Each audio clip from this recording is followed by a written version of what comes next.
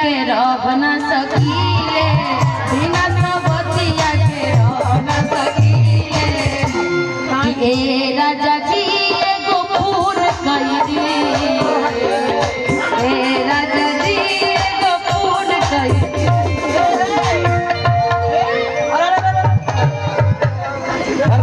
घर फूल आइए जोहरे खिया पढ़ने की आदत है। इतर सीआईडी में हमारे तरीका हाथे हाथे दे लगे मेरा रू हमारा तो शक बा कि मर्दाना जो हो आइए आइए आइए इधर आइए। अब लगल हुआ से लागे हैं आप भी पढ़ने कैसे लग रहे हैं कि भादो के बेंग हम के बुझी हो जा आजादो जी के लइकन से जुझी हो। आप भी पंडित जी की बेटी से जूझिया जाओ, हमें वही हम झीले रोजे की है गौर से राम चक्कर चलाता है हम झीले रोजे की है गौर से राम चक्कर चलाता है। आप करते हैं क्या सब मुझे है पता, आप ही बोलिए क्या ये बात सही है? बोलिए ये बात सही है? तुमसा कोई प्यारा कोई मासूम नहीं है, तुम जानो मेरी तुम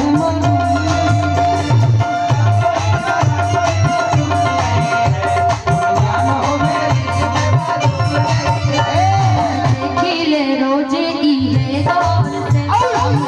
खिले रोजे की है दौर से चक्कर चलाता के हुआ से। आप करते हैं क्या अब मुझे है पता, आप ही बोलिए क्या ये बात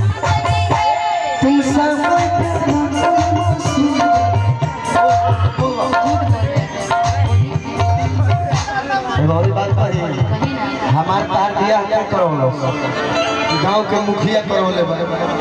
हमार तार बियाह गांव में वार्ड साहब भी आई रहे बियाह करावे में, वार्ड साहब के भी पूरा हर तनई खीर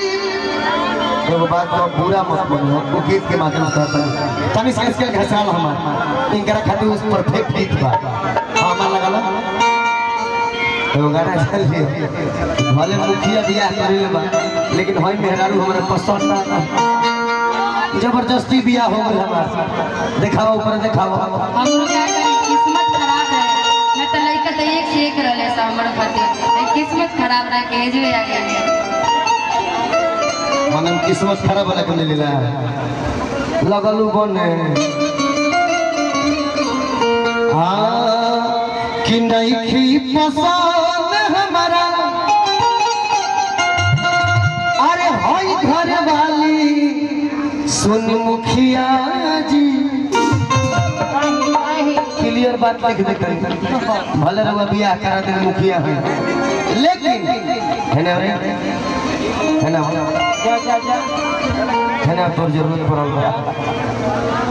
है ना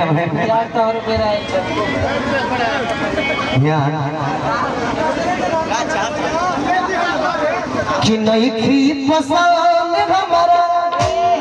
मुखिया जी हाय घर वाली सुन मुखिया जी हे में हरी के अरे छुके राखब साली लगल बने है ना वो एक्टिंग करो भागा जाओ बिना सब बावे तोहरो जवानिया हे लफुवन में मार हो जाए निशा जी माफ करो लइकन खाती गावे के पड़ता हम उतना अभद्र कलाकार होई ना लेकिन कहे के पड़ता काशी हमर भाई जावल में रात में ये भी जान चुके हैं लोग कि जनरेशन चेंज है, ये लोग भी अपनी गर्लफ्रेंड को वन पीस खरीद के देते हैं, जूस खरीद के देते हैं, जमाना पूरा चेंज हो गया ये वन पीस और टू पीस देख के जब धरा जाले सो तो पिटाए प्यार किया तो डरना क्या, जब प्यार किया तो पिटाना ही पड़ेगा, बिना पिटाए हुए प्यार का मजा ही नहीं आता है, वो तो जरूरी है। अच्छा मैंने तोहरो प्रेमी पिटाई तब ठीक बा, अब जिस दिन आएगा उस दिन दिन ना हैं? जिस दिन आएगा उस दिन देखेंगे पिटाना तो पड़ेगा ही। आगे कह दो, आगे कहो, आगे कहो। कि ऐसे ही कही कवन सेवा दूध पिया दो। पड़ल बोल देनी मोह लगल भारी कि सजल से जरिया छोड़ के काहे सुतल बानी जी कि अपना धनिया से राजा जी रुसल बानी जी। देखी ना रात में दारू पी के जब चाय बनी और वहाँ के पता चलल है ना ना ना छोटका देवरवा हमर कहला था कि रूपा जी के साथे चक्कर चलता अजब से देखनी हां तनी गुस्सा आ गई है का करी पति एकलौता पति रोगे बात या के बेकार है। रउआ तो बाहर जाके मजा मारत है पत्नी के ध्यान रखे तो रउआ के गुस्सा में हम बोल देनी रउआ इतना नाराज बनी कि सोजल से जड़िया छेड़ छेड़ के नीचे रउआ भुइया सुतत नहीं सुनी ना छोड़ी हां कहो। अब का करी राउ का चक्कर हुआ चलता लेकिन हमर तो पति तो रहुए नु पत्निया कहत दिया का काल वायरल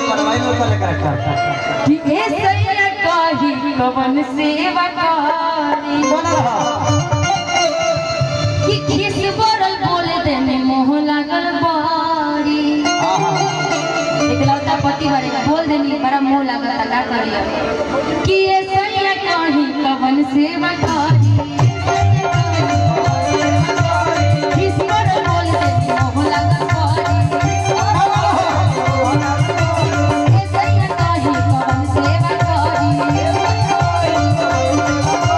खिस बरल बोल देने मोह लागल बारी सजल से जड़िया छोड़ के भुइयां सुतल बानी काजी सजल से जड़िया छोड़ के भुइयां सुतल बानी काजी ए जी